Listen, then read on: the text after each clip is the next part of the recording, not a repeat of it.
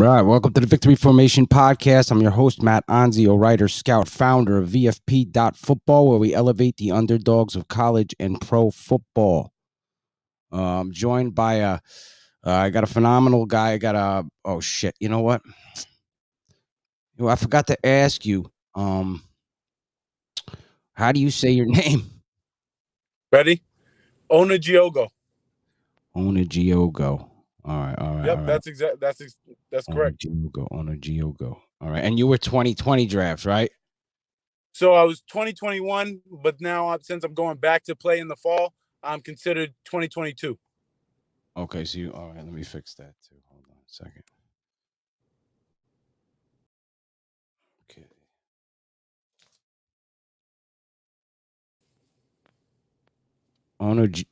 Say that again. Onujiogu. Onujiogu. All right. See, I'm thinking of Yep. Onujiogu. Okay. All right. Just read right. I'll just leave right in. I'll give it like a 3-second pause and I'll bring it right in because I'll remember at the time.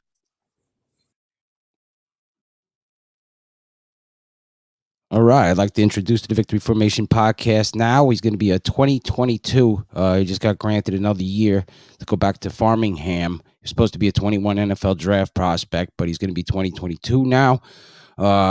Just got done with the BSN Combine. Joshua Onujiogu, right? Onujiogu, but it was close enough. Onujiogu. I don't want to butcher it. Joshua Onujiogu from Framingham State. He's 6'3", 254 pounds.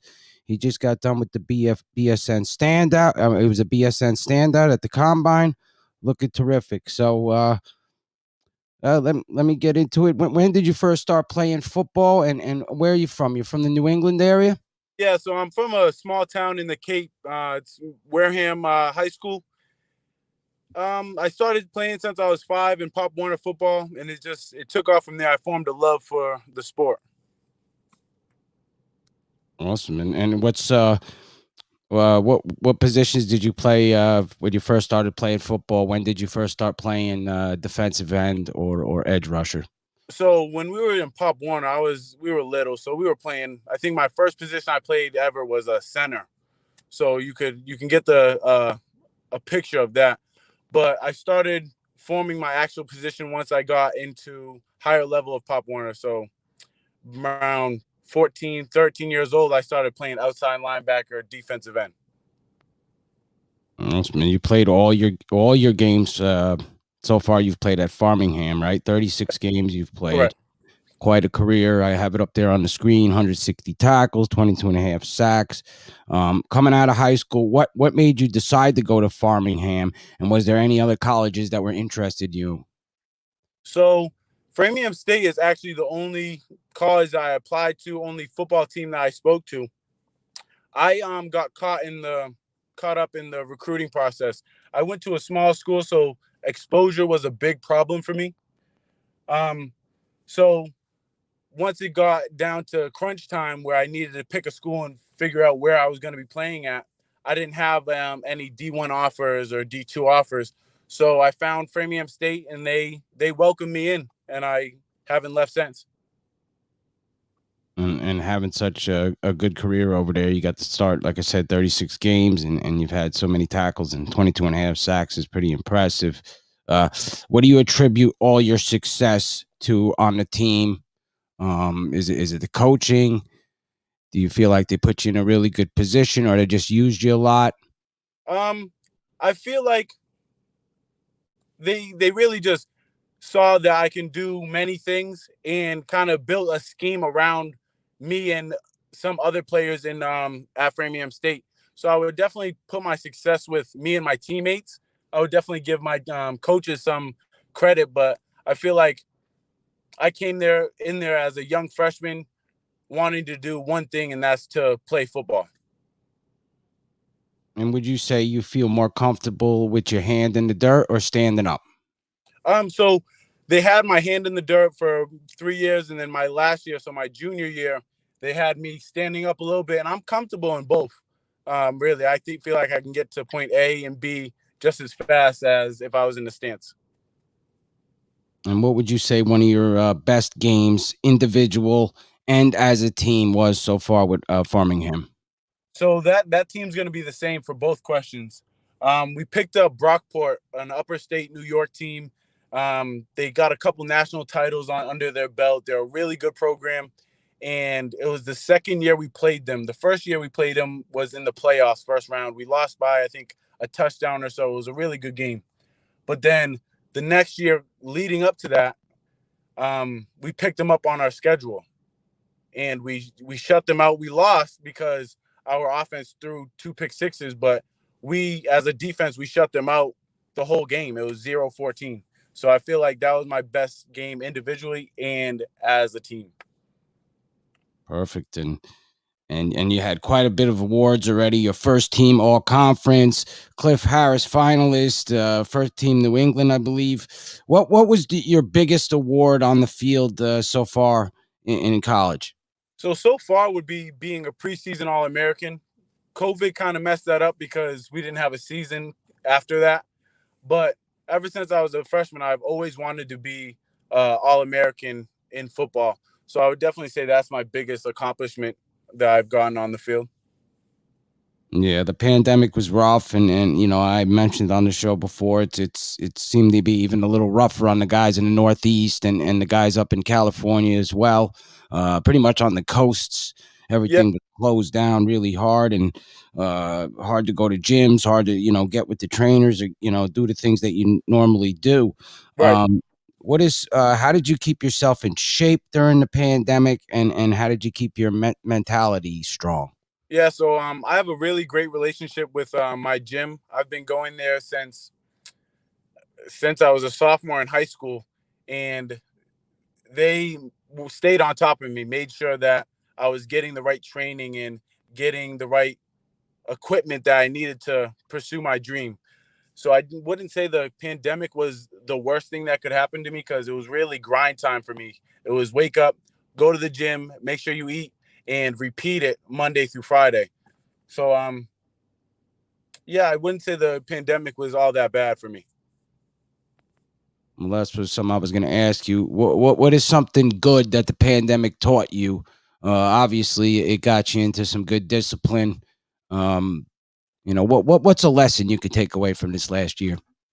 A lesson would be stay humble and not don't get too much, don't get an airhead. Basically what I'm trying to say is by being in this pandemic you can go two ways. You can see what you need to get better at and do that, or you can get complacent and think that you're the best and come out the next season and it goes down into the dirt. So like I definitely think by staying humble and realizing what I have to get better at would answer that question. So they granted you another year. When did you find out that you're going to have this final year? We found out it was in the air probably about 6 months ago, so we weren't totally sure if we were going to have it.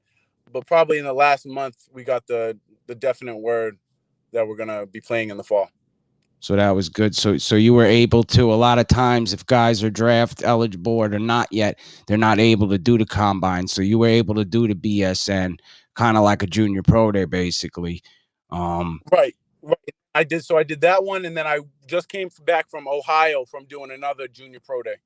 Nice. Well, I mean, I got the numbers from Coach Jay Wilson, gave them to Yeah, me. I had quite a few guys over there myself, so I was excited to see the numbers, and your numbers jumped out to me, especially with your size. Being 6'3", 250 plus pounds, jumping at 35 and a half vertical is very impressive.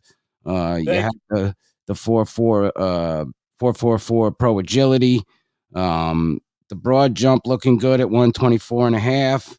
I like the three cone, and of course you put up 18 on the bench as well. Uh, Right. what area do you feel you did the best, and what's an area that you feel you could have done better?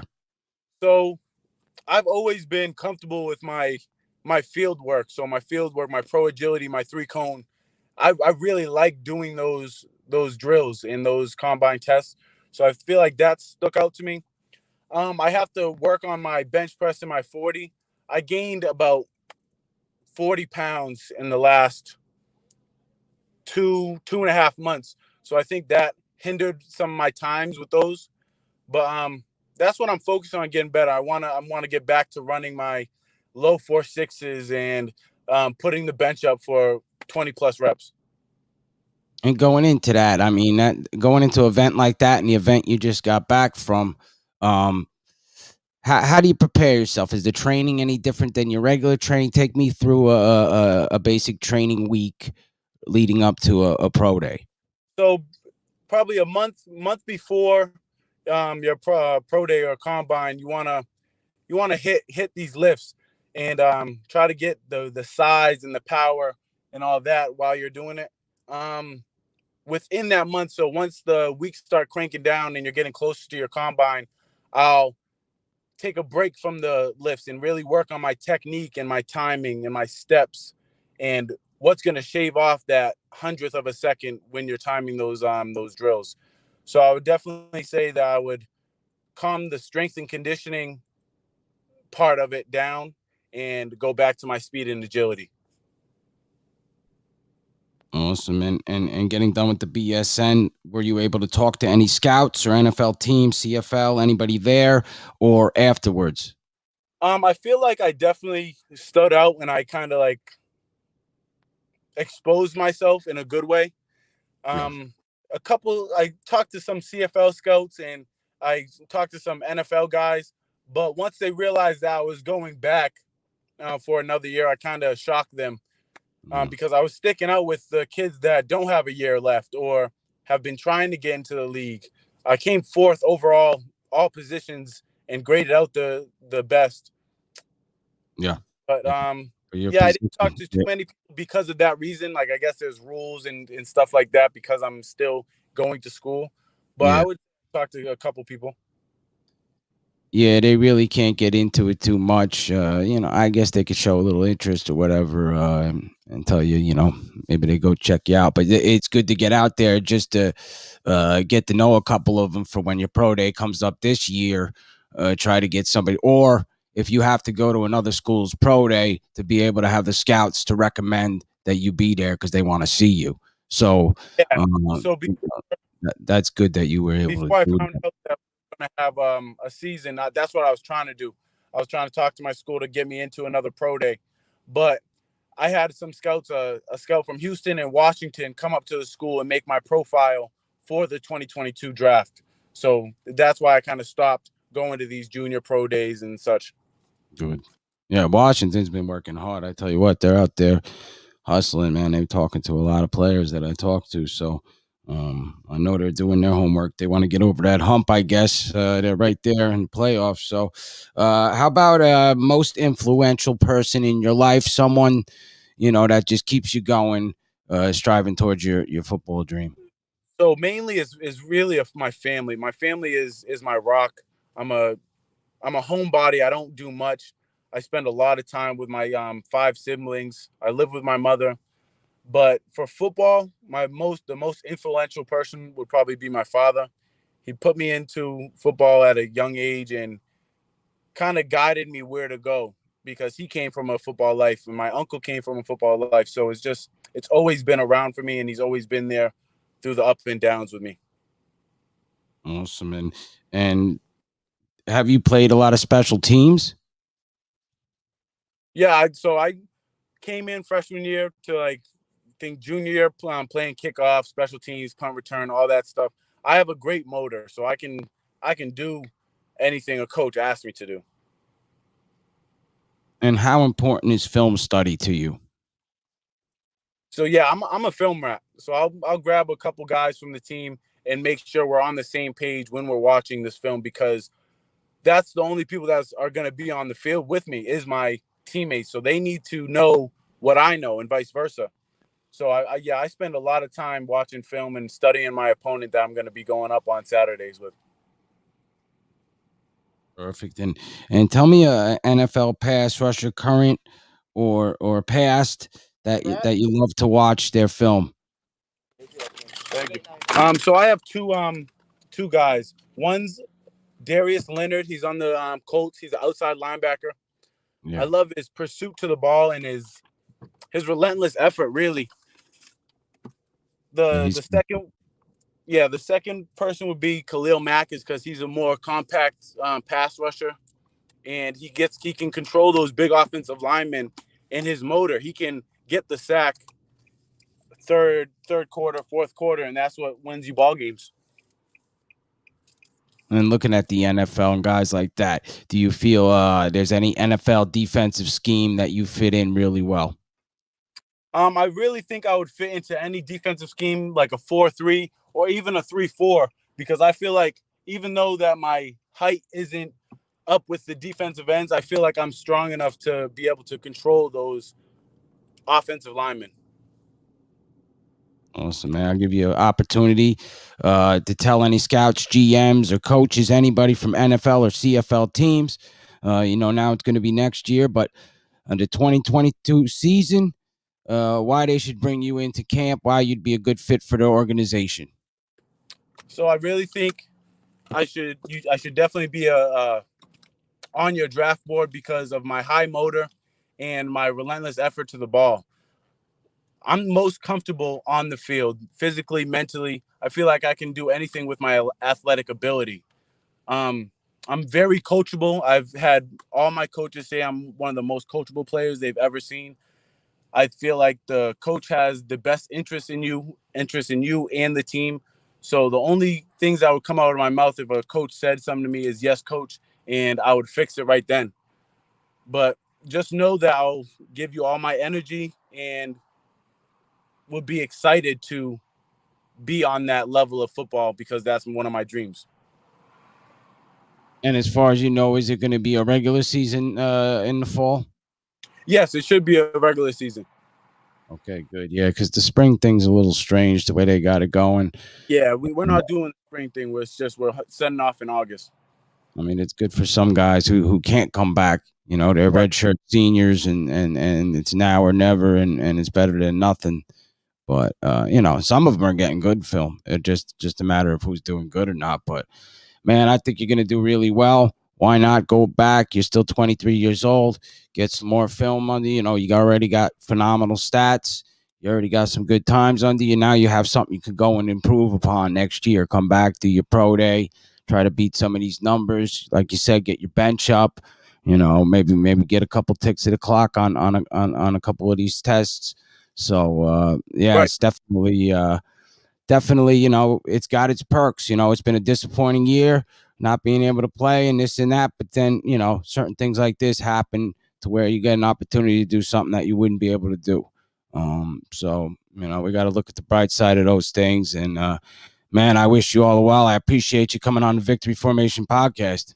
Thank you. I appreciate your help in trying to get me out there. Awesome. Yeah, I'll get you up there with your film. I know you got some film from the BSN as well. Yeah, I'll put it all together and I'll get it out there. And yeah, good luck this year, man. thank you. I also have another like little highlight from my junior pro day. Would you like me to send that as well? Yeah, send it over, man. I'll put it all together. Awesome. All right, man. I appreciate you coming on the show. Thank you so much. All right. Have a good night. You too.